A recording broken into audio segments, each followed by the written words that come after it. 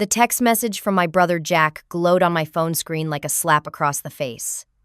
Christmas dinner is for achievers only, Michelle. No place for losers who can't hold a job. I stared at it, my hands trembling. For 3 years, I had funded his mortgage, his children's education, and his wife's shopping habits. Now, after one corporate layoff, I was trash. Something cold and clear crystallized in my chest. I replied with just 2 words. Understood. Congratulations. Then I called my bank. The severance package notification had arrived in my inbox just 4 weeks earlier. After 12 years of dedication to Lancaster Financial, I was part of the strategic workforce reduction despite bringing in the highest client retention numbers in my division. The email was polite, sterile, and final. At 36, I found myself jobless for the first time since college. "It's just business," my director had said, unable to meet my eyes across his desk. Nothing personal. I nodded professionally while my stomach twisted into knots. My mortgage on the lakeside condo, the investment properties, the family members who depended on me.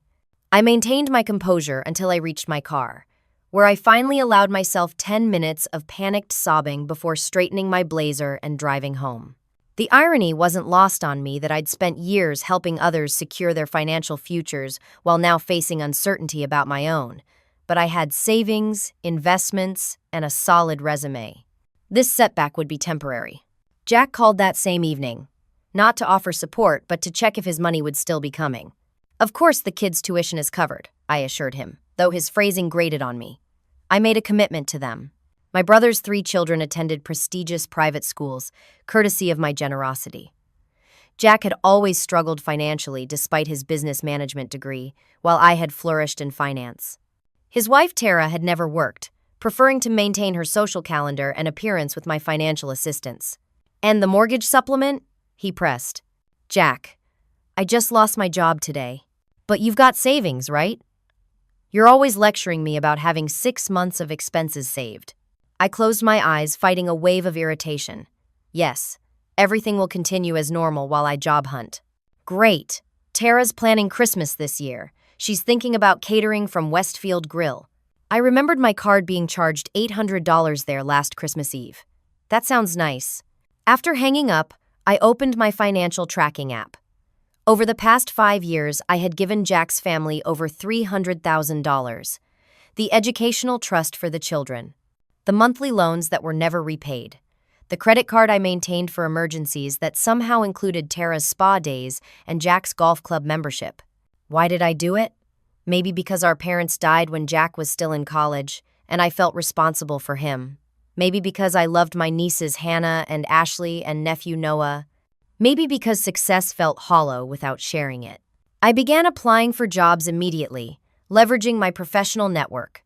Several promising leads emerged within days.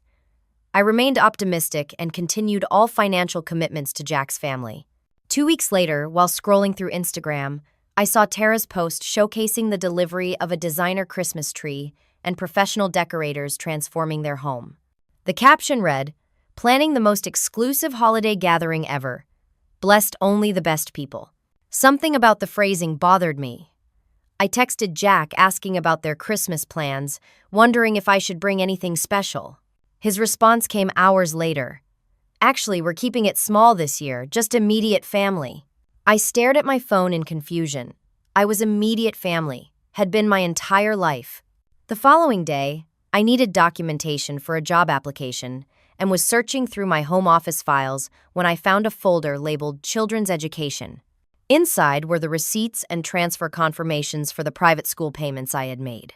Something made me check the actual payment records from my account against the school's tuition rates. The numbers didn't match.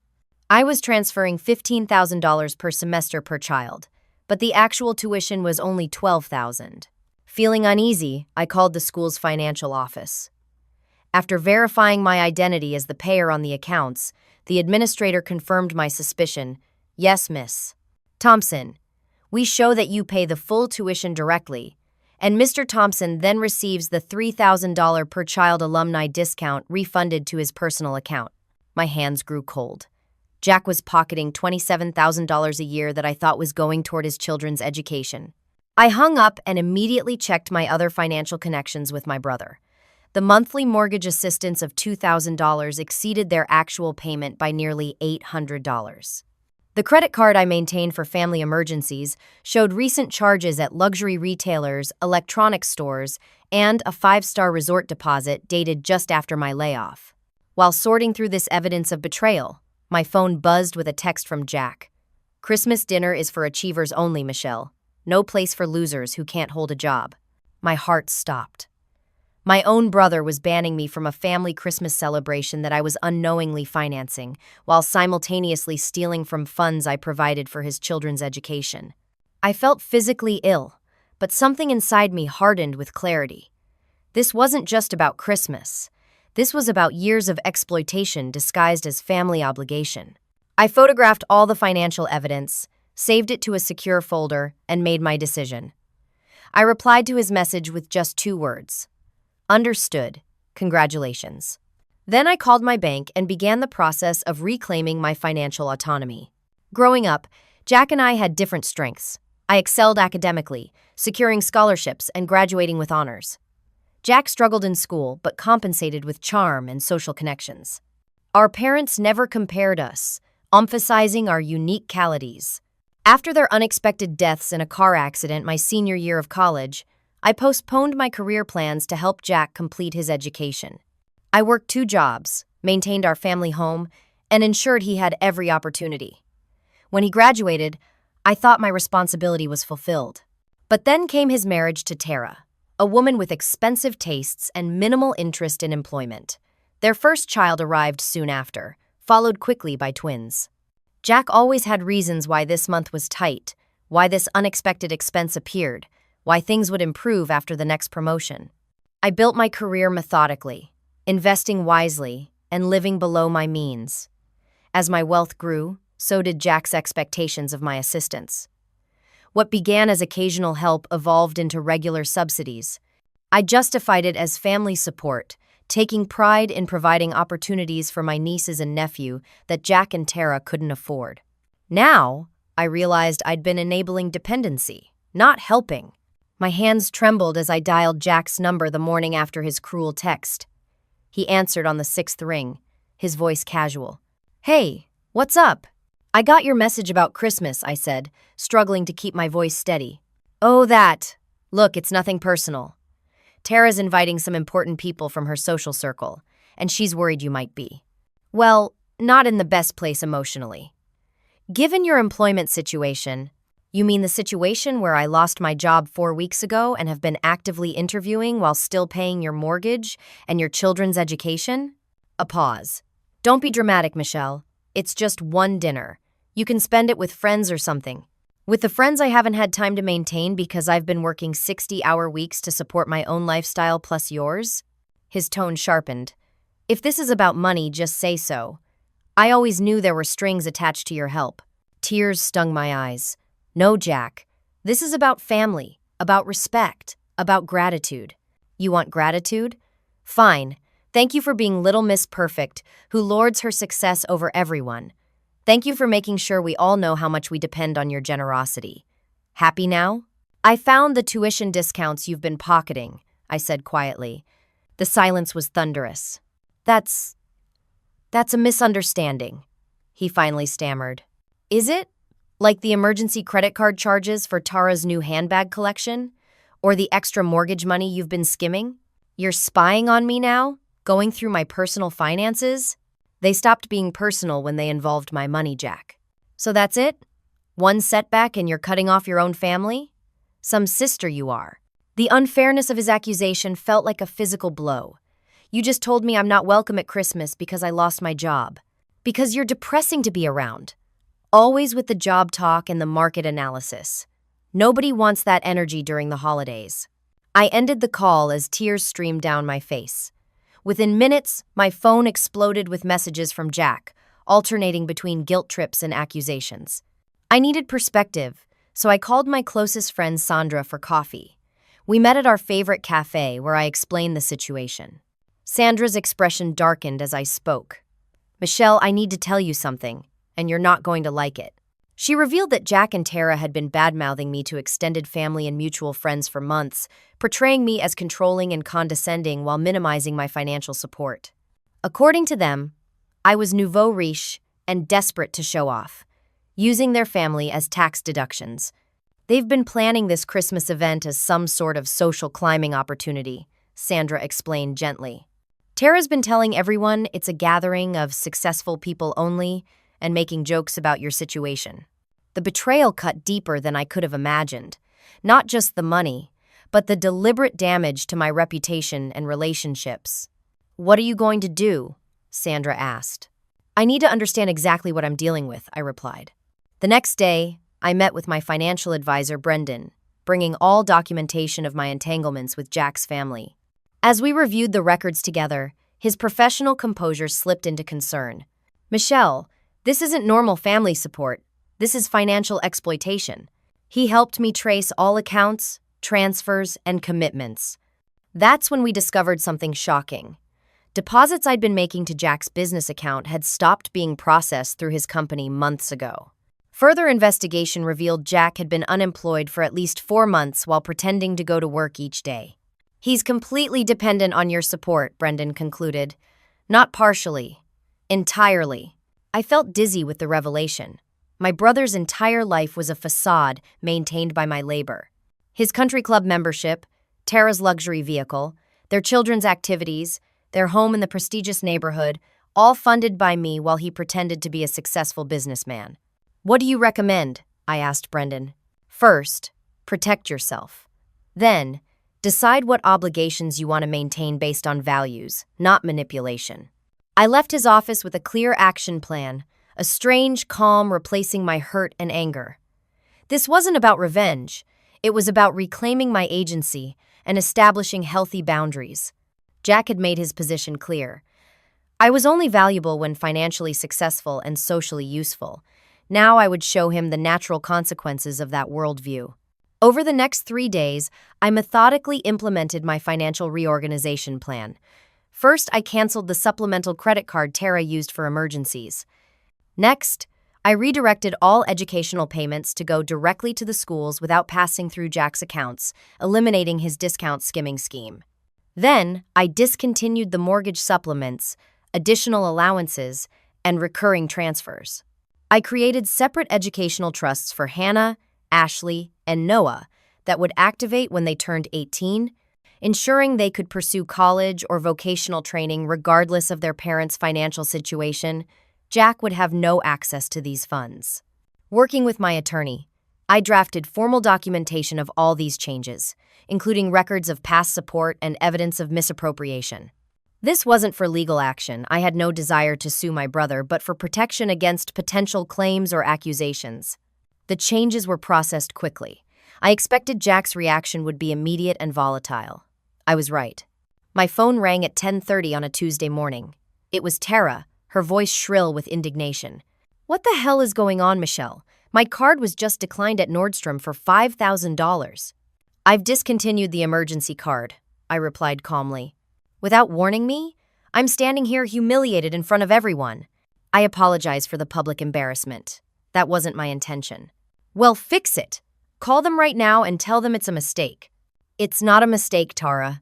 I've made changes to my financial commitments. A pause, then her voice lowered to a threatening hiss. Is this about Christmas? Jack told me you were being petty about not being invited. This is about establishing healthier boundaries.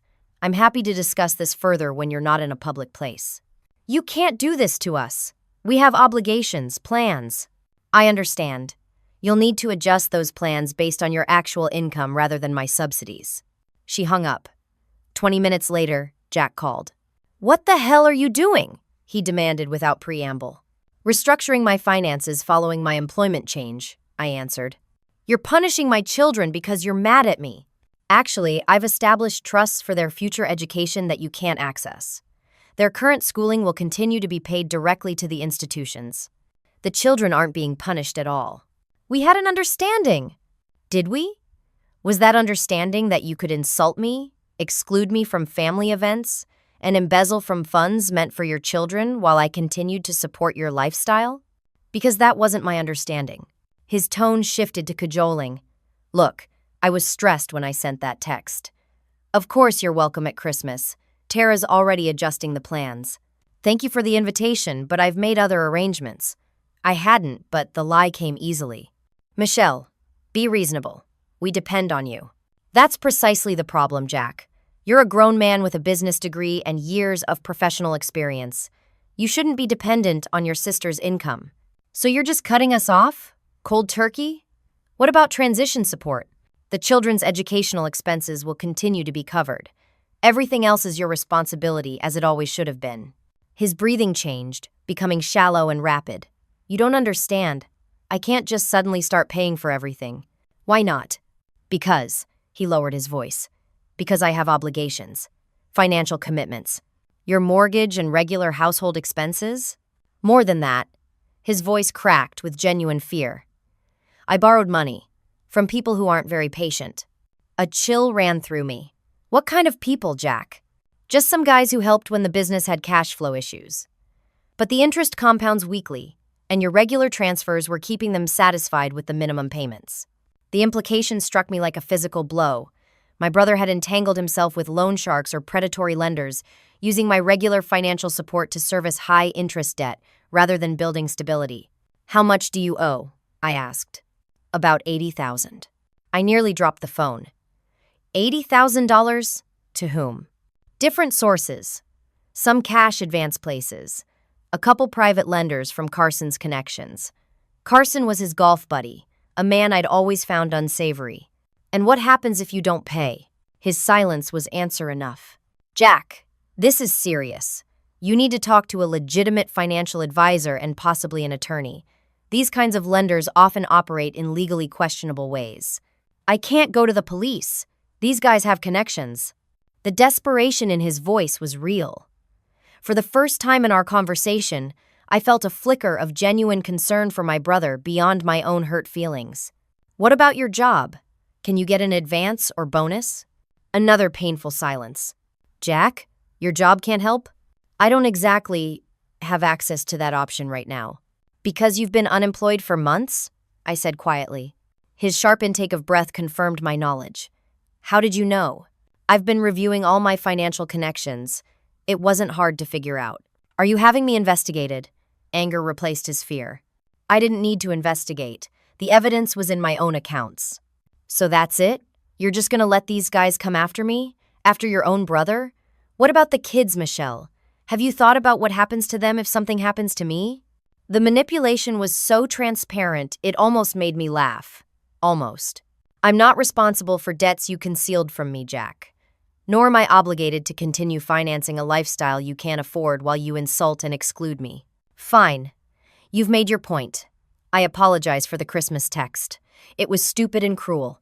Now will you please help me? No, Jack. This situation is the natural consequence of your choices. You need to take responsibility and find legitimate solutions. You heartless bitch, he whispered. After everything Mom and Dad sacrificed to keep this family together, you're just walking away when I need you most. No, Jack, I'm refusing to enable your self-destruction. There's a difference. I ended the call and sat trembling in my kitchen. The situation was worse than I'd imagined. Jack wasn't just financially irresponsible, he was involved with potentially dangerous lenders. His family's stability wasn't just at risk from my withdrawal of support, but from his own desperate decisions. For a moment, I considered transferring money to help with his immediate crisis. Then I remembered his text message, his years of exploitation, the careful planning behind my exclusion from Christmas while using my money to fund the celebration. No, this was Jack's problem to solve. I couldn't save him from himself any longer, and my attempt to do so had only deepened his dependency and sense of entitlement. Sometimes true help meant refusing to rescue someone from the consequences of their own actions. I went to bed that night worried about my nieces and nephew, but certain I had made the necessary choice. If Jack's family faced eviction or genuine hardship, I would find ways to support the children directly. But I would no longer be Jack and Tara's personal ATM. The next morning, I woke to 47 missed calls and a flurry of increasingly desperate texts from both Jack and Tara. I silenced their numbers and focused on my job search. By the end of the day, I had scheduled 3 promising interviews for the following week. Life would go on, and now, finally, it would be mine to live on my own terms. The family fallout was swift and severe. Within days, I received concerned calls from cousins, our elderly Aunt Patricia, and even old family friends. Jack had apparently been making the rounds, portraying me as having a mental breakdown following my job loss, becoming paranoid and vindictive, and cruelly withdrawing support from his innocent children just before Christmas. He says you accused him of stealing and threatened to have him investigated, our cousin Beth told me hesitantly. He's really worried about you, Michelle. I laughed bitterly. Is that what he's saying? Interesting that he doesn't mention the text where he told me I wasn't welcome at Christmas because I'm a loser who lost my job, or the education money he's been pocketing, or the mortgage supplements he's been skimming. Beth's silence spoke volumes. He. What? That doesn't sound like Jack. I have the evidence, Beth. All of it. I'm not having a breakdown. I'm finally seeing clearly. Similar conversations played out with other relatives. Some believed me immediately, having experienced Jack's manipulative tendencies themselves. Others were skeptical, having fully bought into his charming persona and tales of his business success. Most painful was my call with Aunt Patricia, our father's sister and the closest thing to a parent we had left. Jackie says you've cut them off completely, that the children might lose their schools, she said, her voice wavering with age and emotion. That's not true, Aunt Patricia. I'm still paying their tuition directly to the schools. What I've stopped is the extra money I was giving Jack and Tara for their personal expenses, and only after Jack explicitly told me I wasn't welcome at their Christmas celebration because of my job situation. He said that? Those words? I have the text message. I can send it to you. No need, dear. I believe you. She sighed heavily. Your father always worried about Jack's relationship with money, said he never seemed to understand where it came from or what it represented. This was news to me. Dad never mentioned those concerns to me. He wouldn't have. He was protective of both of you in different ways. As December progressed, I found myself uninvited from several family gatherings. Jack had effectively isolated me from our extended family during the holiday season, spreading his narrative that I was unstable and vindictive. Even relatives who questioned his account seemed hesitant to openly oppose him and risk being excluded themselves. I threw myself into self-care and professional development. I joined a support group for displaced executives, hired a career coach, and intensified my job search efforts. I began therapy to address the complicated grief of losing not just my job but my perceived role in my family. You've built your identity around being the responsible one, the provider, my therapist observed during our second session. Your brother's rejection strikes at the core of how you see yourself. She was right. Without my role as Jack's safety net, who was I? The question both terrified and exhilarated me. The holidays loomed large and lonely. I declined Sandra's invitation to join her family's celebration, not wanting to impose my complicated emotions on their traditions. Instead, I volunteered at a community dinner, finding unexpected comfort in serving others without expectation of recognition or gratitude. On Christmas Eve, as I was returning from the volunteer event, my phone rang with an unfamiliar number. Assuming it was a job contact, I answered immediately. Hello, is this Michelle Thompson? An elderly woman's voice. Unfamiliar but somehow reminiscent of family. Yes, this is Michelle. This is Elaine Westbrook. You don't know me, but I'm Carson's mother, the Carson who golfs with your brother Jack. I tensed immediately, remembering Jack's mention of Carson's connections regarding his loans. Yes, Mrs. Westbrook. How can I help you? It's how I can help you, dear. I've been hearing some concerning things about Jack's behavior toward you, and about some financial dealings involving my son that I don't approve of. Over the next 40 minutes, Elaine revealed that she had overheard Carson and Jack discussing how they had set up the perfect situation with me. Carson had apparently been helping Jack misrepresent his finances for years, creating false business documentation and coaching him on maintaining the illusion of success to keep my financial support flowing. I raised Carson better than this, Elaine said firmly. When I confronted him, he admitted the whole scheme, including how they've been treating you. I'm deeply ashamed of his involvement and wanted you to know the truth. She offered to provide written documentation of their deception if I needed it. I thanked her sincerely for her integrity, feeling a strange mix of vindication and deeper hurt. After our call, I received an unexpected email from my Aunt Patricia with the subject line, Family History You Should Know. Inside was a detailed account of Jack's financial manipulations of other family members over the years. Borrowed money never repaid, business investments that disappeared, valuable family heirlooms that mysteriously went missing from her home after his visits. I never wanted to come between siblings, she wrote, but I cannot in good conscience watch him isolate you the way he did with others who questioned him. You are not alone in this experience, dear one.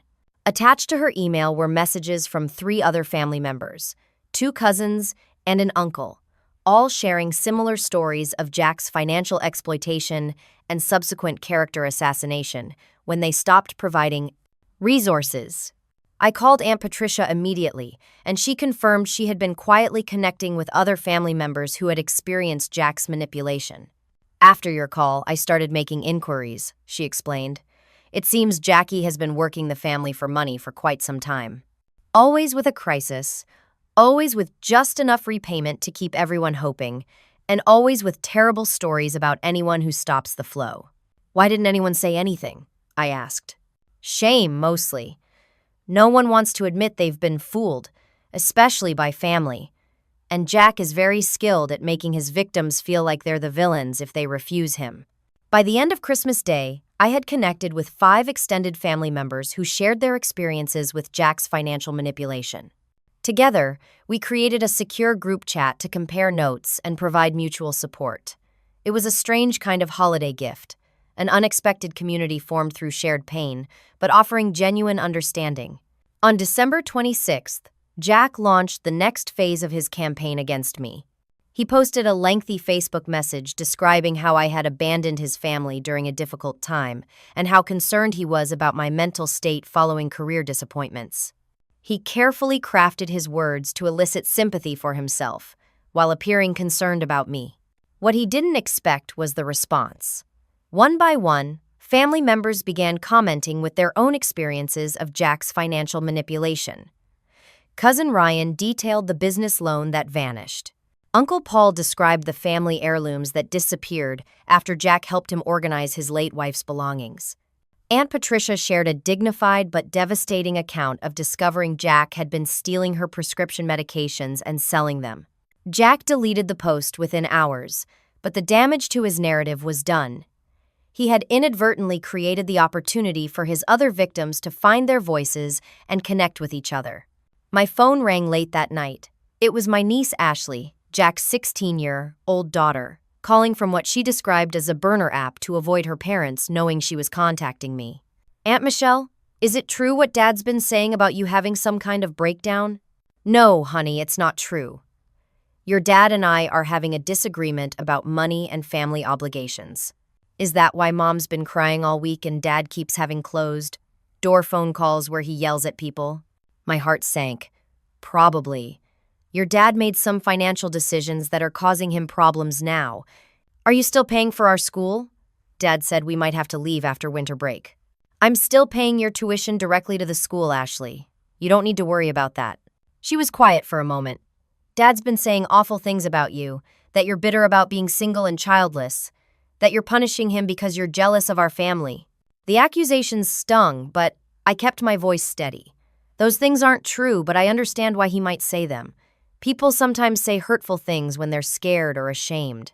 I don't believe what he's saying, she said firmly. You've always been there for us. Even when Dad said you were too busy, you still came to my recitals and Hannah's soccer games. Tears welled in my eyes. Thank you for that, Ashley. It means a lot to me. I have to go before they catch me calling you, but I wanted you to know that Noah and Hannah and I don't believe the bad stuff. After we hung up, I sat in my darkened living room, thinking about the children caught in the middle of this painful family drama. They deserved better than to be used as emotional pawns. I resolved that whatever happened next, I would maintain my direct relationship with my nieces and nephew, independent of their parents' behavior. The revelation that I wasn't Jack's only victim had shifted something fundamental in my perception of our relationship. This wasn't just about his treatment of me. It was a pattern of exploitation that had hurt many people who cared about him. Understanding this didn't diminish my pain, but it helped me see that his behavior reflected his own issues, not my worth or deservingness of respect. As the new year approached, I focused on rebuilding my professional life and establishing healthier relationships with the family members who had reached out. The painful holiday season had unexpectedly delivered a different kind of gift: clarity, connection, and the first steps toward authentic family bonds based on mutual respect rather than financial dependency. January brought renewed energy to my job search. With the help of my career coach and the executive support network I'd joined, I secured interviews with 3 prestigious financial firms. The first 2 went well, but didn't feel like the right fit. The third, with Westmoreland Capital, immediately clicked.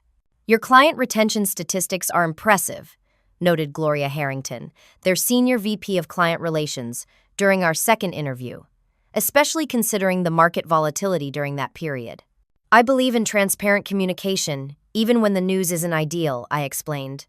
"Clients stay when they trust you'll be honest with them through all market conditions." Gloria nodded appreciatively. That philosophy aligns well with our firm culture. After 3 rounds of interviews, Westmoreland offered me a position as Director of Investment Strategy, with compensation 20% higher than my previous role, plus performance incentives and genuine work-life balance policies. I accepted immediately, feeling a surge of validation and relief. On my first day, I arrived early, dressed impeccably in a tailored suit that had been sitting unworn in my closet since the layoff. As I was setting up my new office, my phone buzzed with notifications. Word of my new position had reached family circles through Sandra, who had proudly announced my amazing career upgrade on social media. The messages ranged from genuinely congratulatory to awkwardly attempting to reestablish connection. Notably absent were any communications from Jack or Tara, though several relatives mentioned they had definitely heard the news. 3 successful weeks into my new role, I received an unexpected call from Aunt Patricia. "Jackie's organizing a family gathering at his house next Sunday," she said without preamble.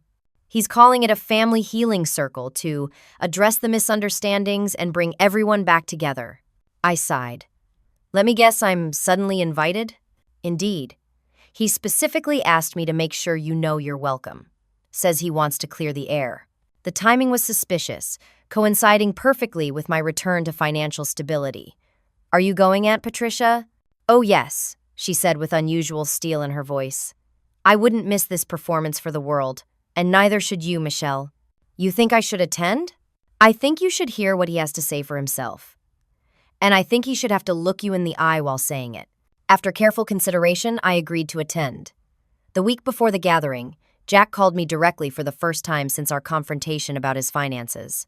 "Michelle, great news about the new job. Really proud of you, sis." His tone was so falsely jovial it made my skin crawl. "Thank you, Jack. So you got Aunt Patricia's message about Sunday? It's really important to me that you're there. Time to put all this ugliness behind us and be a family again." "I'll be there," I said neutrally. "Great, Tara's making her famous lasagna. Oh, and if you wanted to bring a bottle of that nice Cabernet you always find, that would be great." The assumption that I would not only attend but provide wine for the occasion was so typically Jack that I almost laughed. "I'll see what I have." I arrived at Jack's house that Sunday afternoon, precisely on time, bearing a modestly priced bottle of wine and steeled emotions. The gathered family members created an awkward reception line, with conversations pausing as I entered. Jack bustled over immediately, embracing me with exaggerated warmth. "The guest of honor. Come in, everyone, Michelle's here." He guided me through the living room as if showcasing a celebrity, his arm around my shoulders in a possessive display of reconciliation. Tara offered a tight smile from across the room, but made no move to greet me. The atmosphere was strained, despite Jack's forced conviviality. Family members who had shared their own experiences of Jack's manipulation gave me subtle nods of solidarity. Others watched curiously, clearly aware of the underlying tension. Once everyone was settled with drinks and appetizers, Jack clinked his glass for attention. "I want to thank everyone for coming today," he began, his expression somber. "The past few months have been challenging for our family, with misunderstandings and hurt feelings that I hope we can begin to heal today." He turned toward me, his face arranged in an expression of pained sincerity, especially between my sister and me. I maintained a neutral expression, sipping my water without comment. "Michelle has always been the responsible one," Jack continued. The achiever, the one who had it all together. I think sometimes that created pressure on her to maintain a certain image, to always be the strong one. Murmurs of confusion rippled through the room. This wasn't the reconciliation speech people had expected. When she lost her job last fall, I think it triggered something in her. A fear of losing her identity, maybe. And that fear expressed itself in some concerning ways. I straightened in my chair, realizing with cold clarity that this wasn't a reconciliation attempt at all. It was an ambush designed to publicly reframe my boundary, setting as mental instability. She began making accusations about financial issues, became suspicious, and withdrew support from my children without warning. That's not true, I interjected calmly. I never stopped paying the children's educational expenses. Jack continued as if I hadn't spoken. We've been struggling to maintain stability for the kids while dealing with Michelle's issues.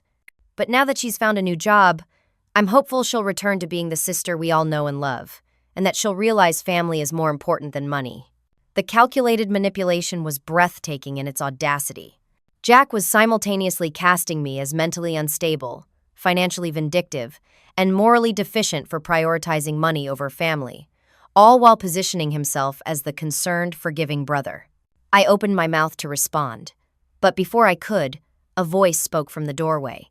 That's not what happened, Dad, and you know it. Ashley stood there, her teenage frame rigid with tension, hands clutching a manila folder. Jack's face darkened. Ashley, the adults are talking. Please go back upstairs. No. Her voice was quiet but firm. I'm not going to sit upstairs while you lie about Aunt Michelle. Tara stepped forward. Ashley Grace Thompson, you will not speak to your father that way. Ashley ignored her mother. You told Aunt Michelle she couldn't come to Christmas because she's a loser. I saw the text when you left your phone in the kitchen. You said Christmas dinner was for achievers only, and there was no place for losers who can't hold a job. A shocked silence fell over the room. And that's not all, Ashley continued, opening the folder she carried. I found these in your desk when I was looking for stamps. They're receipts showing how you've been taking the tuition refund money from Aunt Michelle's payments. Jack lunged forward. Those are private financial documents. Give those to me right now. They're not private if they show you're stealing, Ashley countered, stepping back. You told us Aunt Michelle suddenly stopped caring about us, but she's been paying our full tuition the whole time. You've been lying to everyone. The room erupted in overlapping conversations. Aunt Patricia moved to stand beside Ashley, placing a protective arm around her shoulders. Jack's face had gone from flushed to ashen. This is ridiculous, he sputtered. Michelle has clearly been feeding Ashley these ideas. This is exactly the kind of manipulation I was talking about. Nobody told me anything, Ashley said firmly. I figured it out myself when things stopped adding up. Like how we suddenly couldn't afford groceries right after you said Aunt Michelle was having mental problems.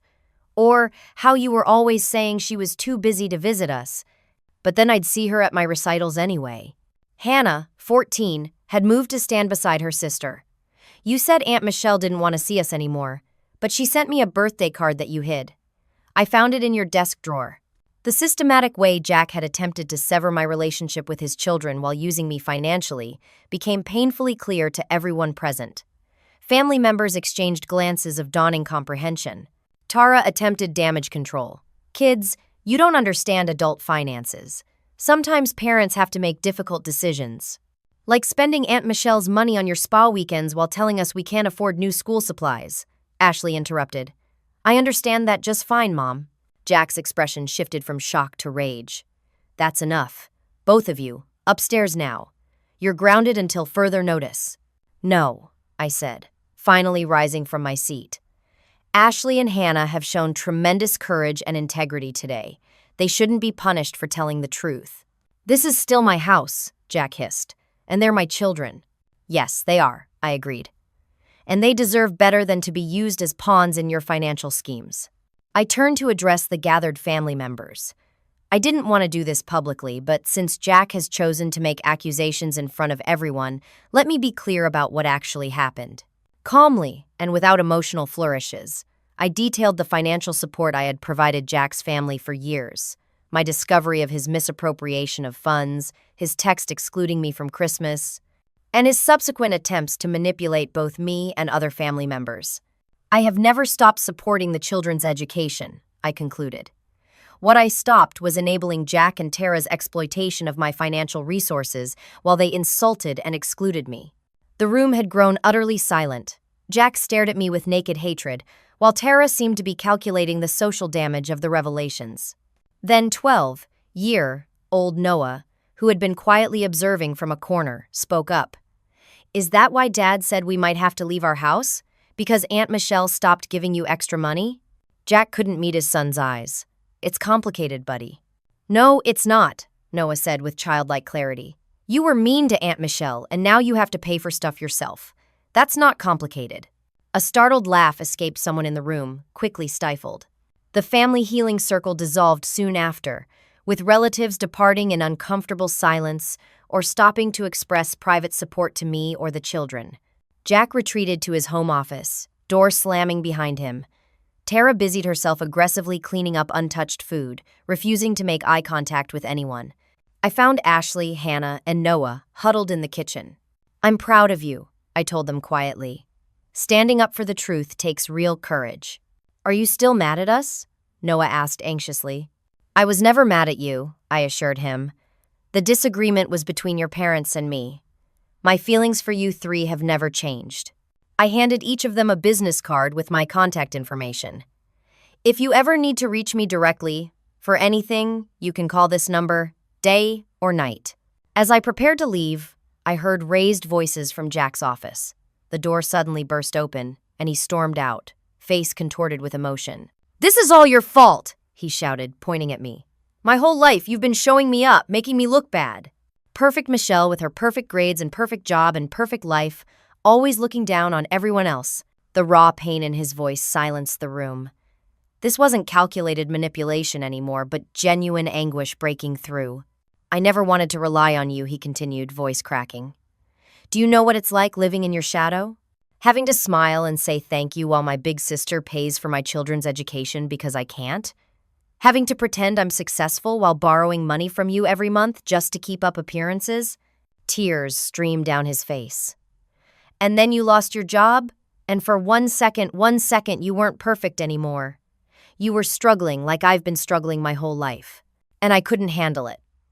I couldn't be kind or supportive because it meant acknowledging that your success wasn't just luck or favoritism. It meant facing that maybe I really am a failure.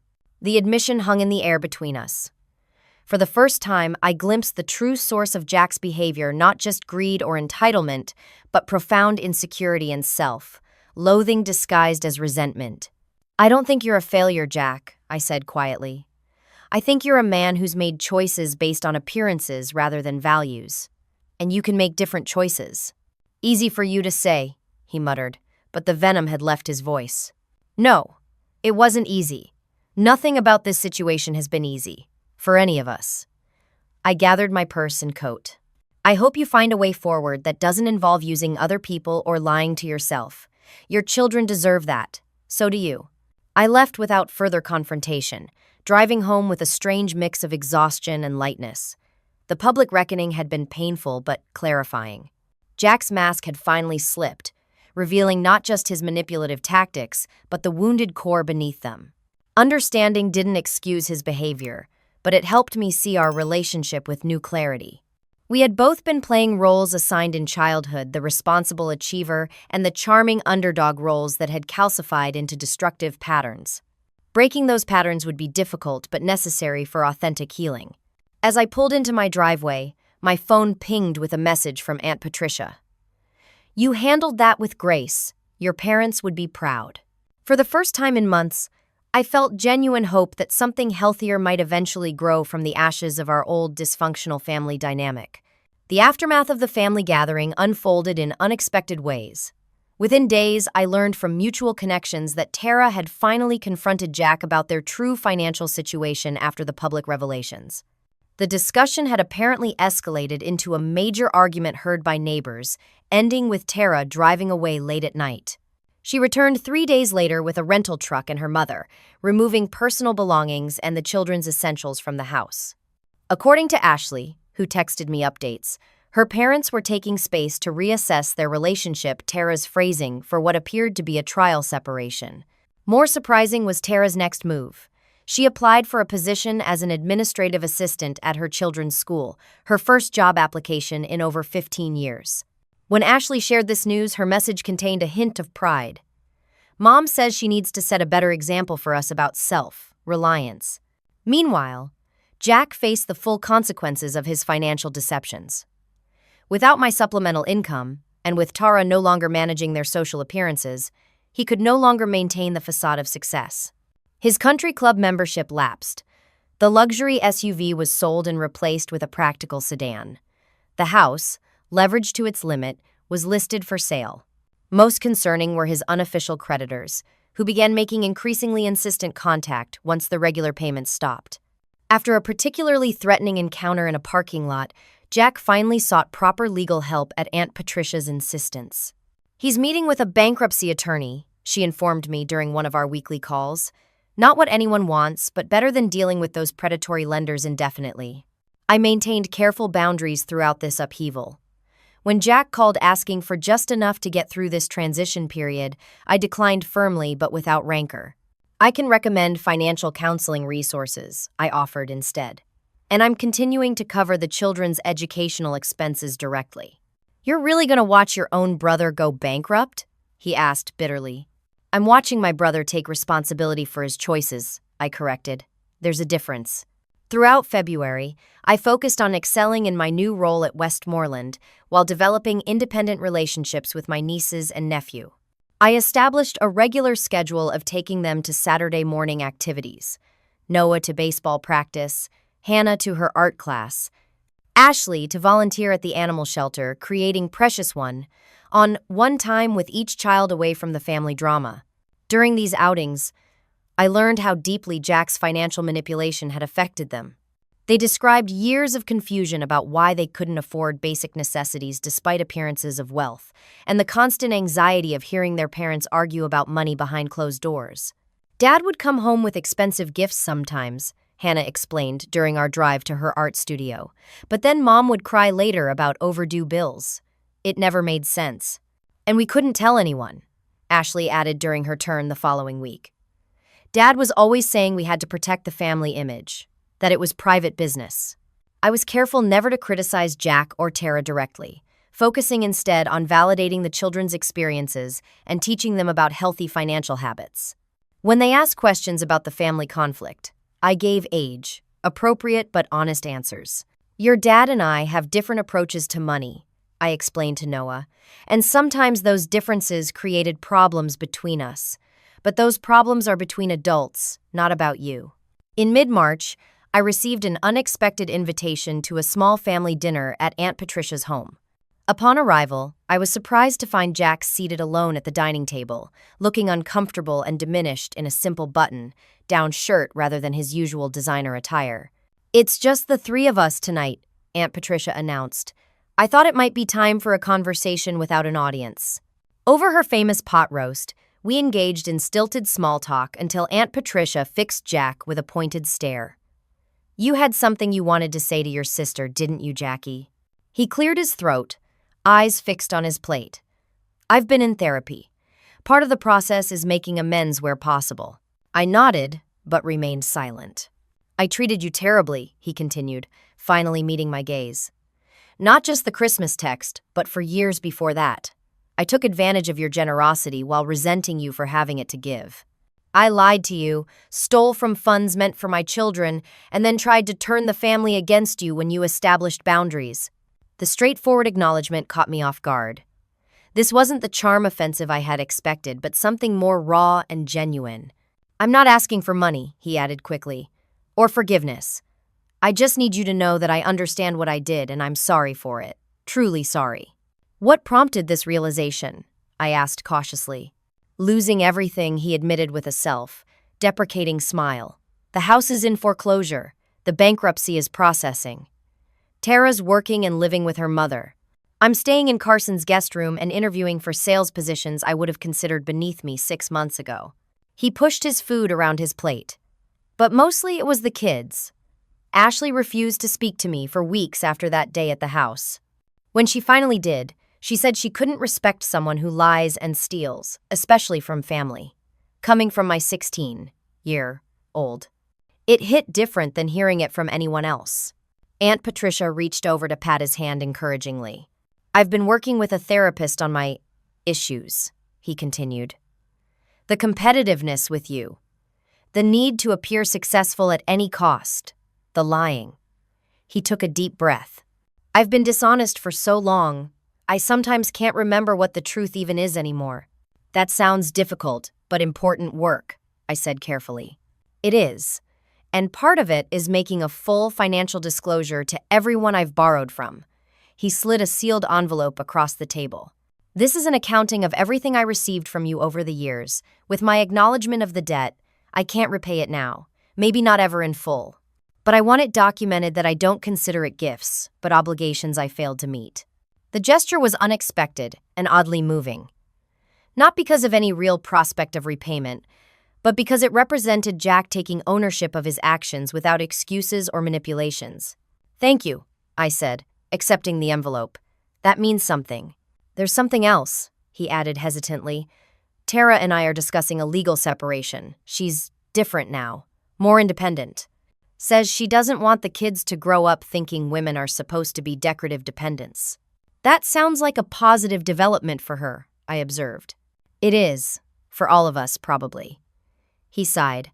"We're trying to work out parenting that's healthy for the kids. Part of that is being honest about our past behavior and showing them we can change." The conversation shifted to more practical matters. Jack's job prospects, the children's adjustment to their new circumstances, the progress of his financial restructuring. Throughout the evening, he remained humble and straightforward, without the charm, offensive, or victim positioning that had characterized our previous interactions. As we prepared to leave, Jack asked, "Do you think we'll ever have a normal sibling relationship again?" I considered the question carefully. I don't know if normal is the right goal. Maybe something new and healthier instead. It will take time. He nodded. "I'd like to try, whenever you're ready." On the drive home, I reflected on the unexpected evening. Jack's apparent transformation seemed genuine, but was still in its early stages. Trust, once broken so thoroughly, would require consistent evidence of change over time to rebuild. 2 weeks later, while having lunch with Ashley, she shared that Jack had been meeting with each child individually to apologize for specific instances when he had lied to them or used them in his financial manipulations. "It was super uncomfortable," she admitted, "but kind of good too. Like he wasn't making excuses or blaming anyone else. He just said he was wrong and he's working on being better." Similar reports came from Hannah and Noah during their outings with me. All three described a father who was more present, more honest, and more humble than they had ever known him to be. He had started attending their school events alone, without the support system of Tara managing his social performance, and was learning to engage with other parents authentically rather than competitively. In April, Jack secured a position in sales for a medical supply company, a respectable job but far less prestigious than the executive role he had pretended to hold. He moved from Carson's guest room to a modest 2-bedroom apartment where the children stayed with him on alternating weeks.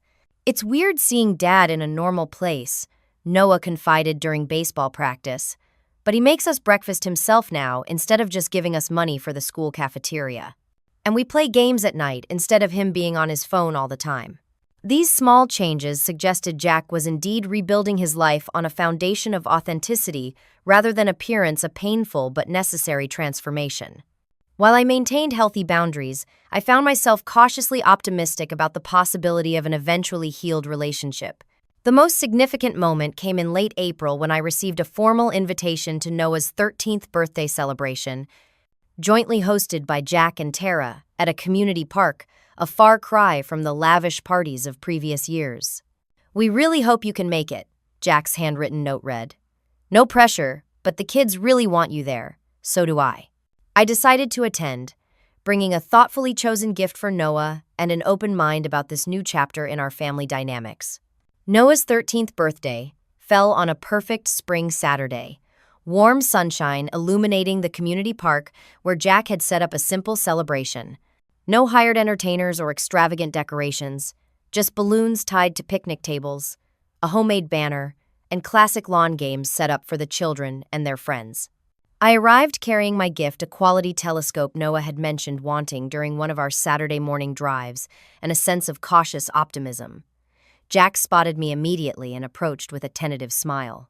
"Thanks for coming," he said, maintaining a respectful distance. "Noah's been asking every 10 minutes if you're here yet." "I wouldn't miss it," I replied truthfully. The celebration was modest, but joyful.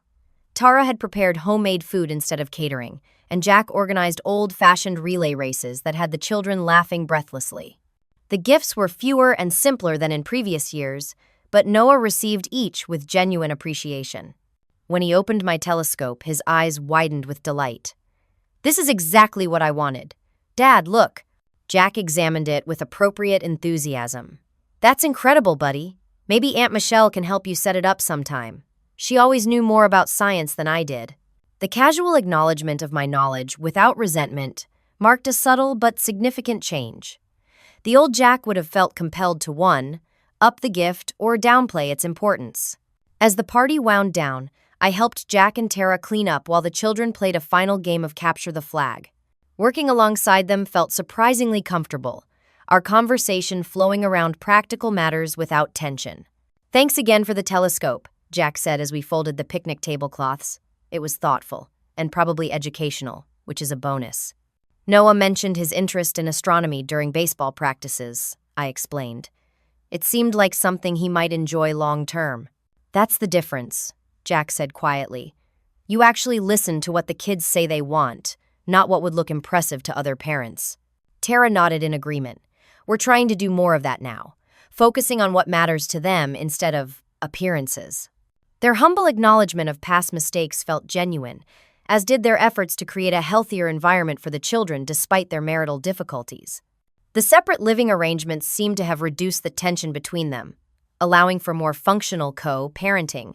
As summer approached, Jack continued his steady efforts at rebuilding his life on honest foundations. He maintained his sales position, lived within his means in the modest apartment, and focused on quality time with his children.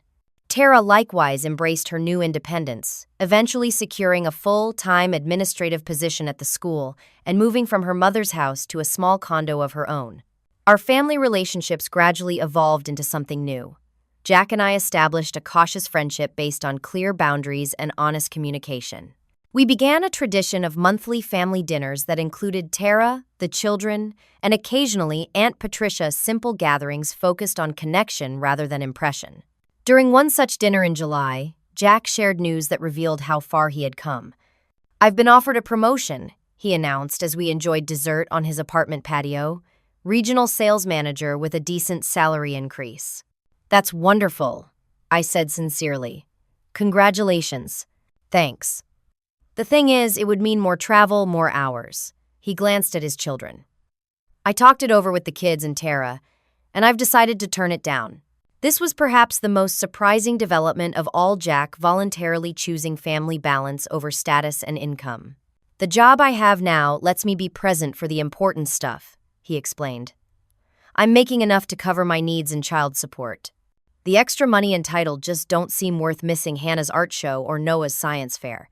"I'm proud of you," Tara said softly, surprising us all. Despite their separation, her acknowledgement of his growth seemed to mean a great deal to Jack. "We all are," Ashley added, reaching over to squeeze her father's hand. By Thanksgiving, our extended family had largely healed from the previous year's painful divisions. Jack's bankruptcy had been discharged, creating a clean, if humble, financial slate from which to rebuild. He and Tara had finalized their legal separation, but maintained an amicable co-parenting relationship.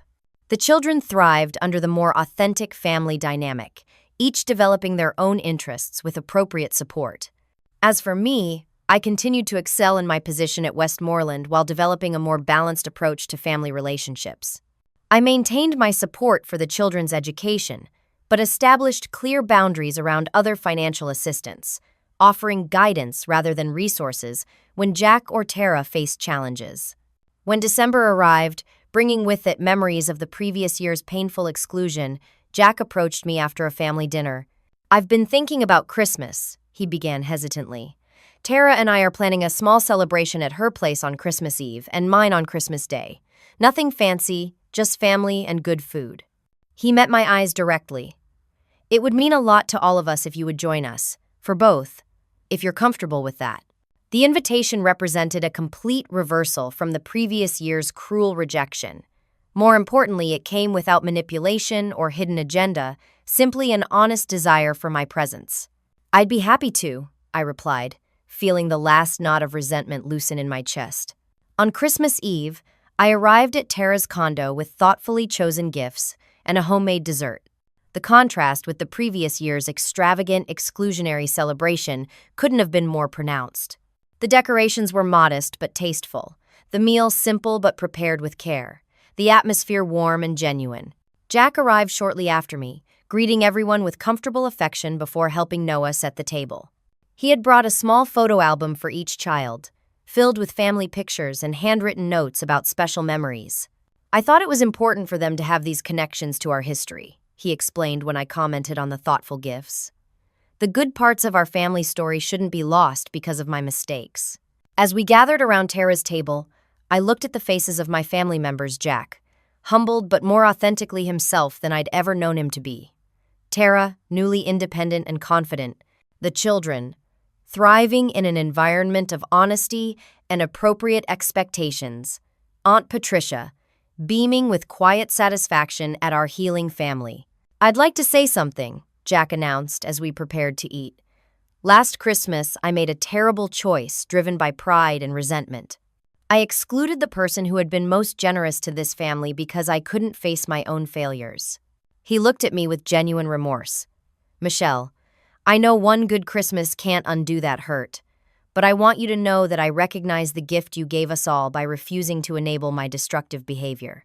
Your boundaries forced me to face reality and make changes I should have made years ago." Tears pricked at my eyes as he continued, addressing everyone at the table. "This Christmas isn't about expensive presents or impressing anyone. It's about being grateful for second chances and family who love us enough to tell us hard truths."